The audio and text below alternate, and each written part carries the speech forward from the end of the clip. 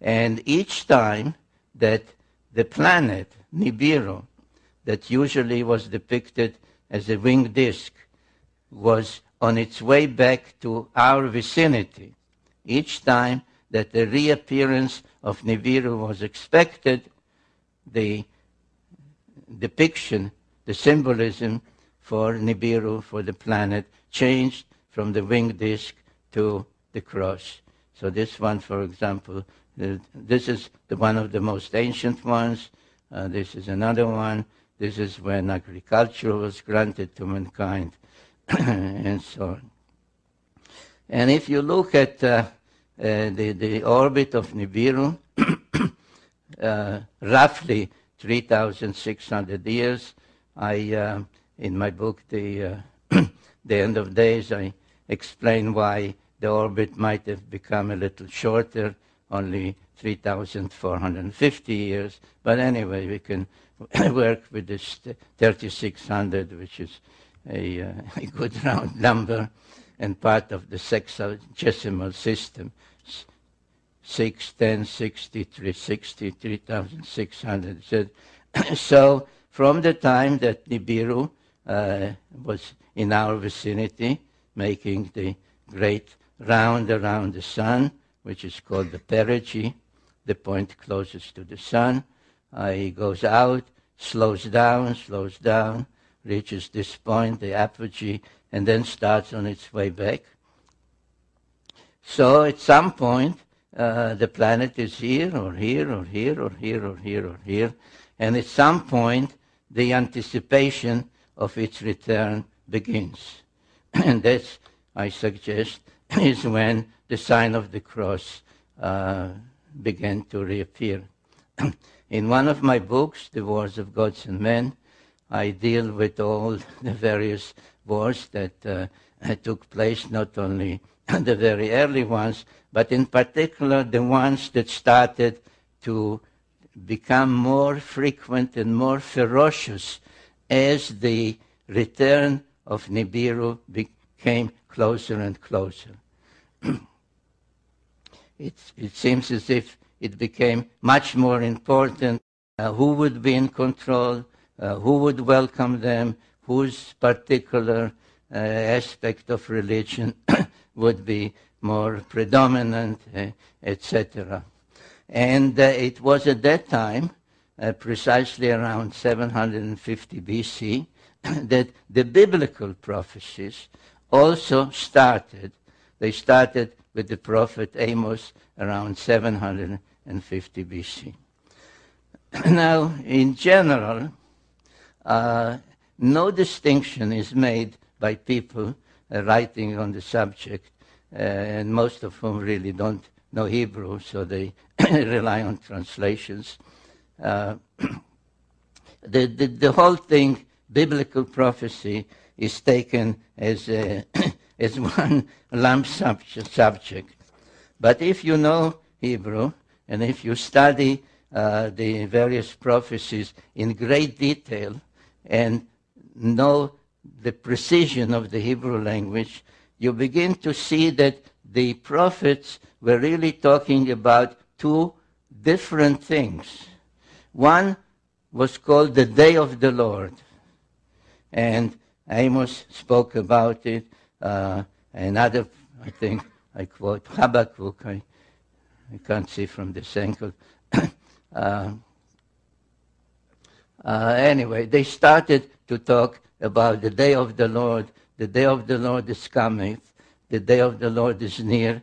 And it was described as a time of celestial phenomena.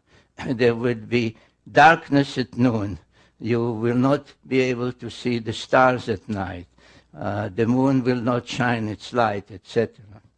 and so on and so forth. I don't know if it's easy for you. I had about 30 slides with all these biblical quotations, but I realized that it would be very difficult even for the audience to read them.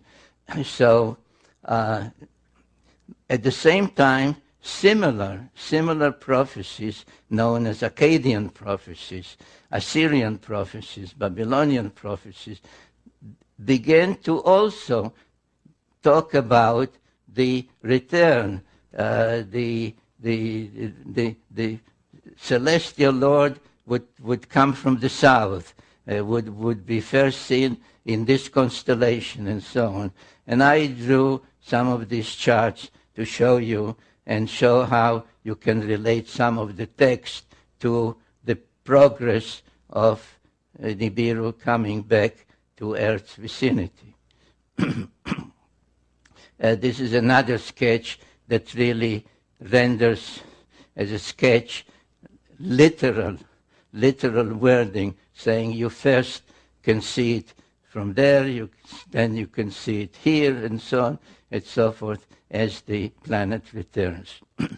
There were even discoveries of astronomical records. These are called astrolabes because they depict the circular heavens around Earth on plain paper with all the stars being named, where the progression of Nibiru from being seen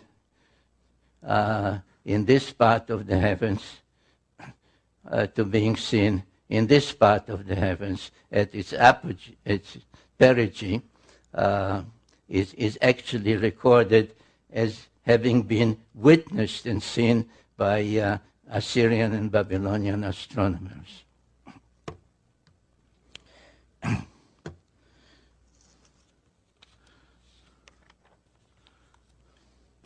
Well, this is one of the texts accompanying one of the astrolabes.